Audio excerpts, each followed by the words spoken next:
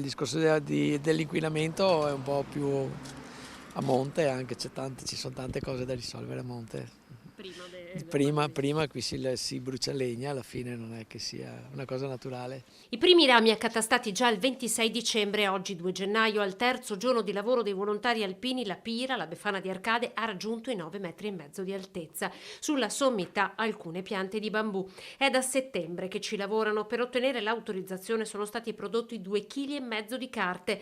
Nonostante la burocrazia abbia reso tutto più complesso, Arcade al suo panevin non rinuncia. Noi facciamo il consiglio, diciamo ok, facciamo il panevin, poi passiamo per l'assemblea dei soci, i quali dicono sì o no, o lo avvallano oppure non lo avvallano.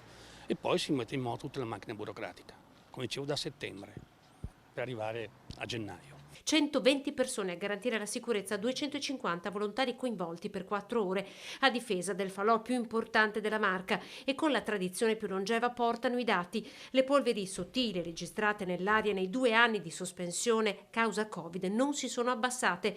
Prima del Panevin andrebbero processati, spiegano, tutti gli spettacoli pirotecnici delle sagre del Veneto. Sappiamo che l'inquinamento non è legato soltanto a questa giornata dell'Epifania, ma bensì a storia e a motivazioni ben diverse.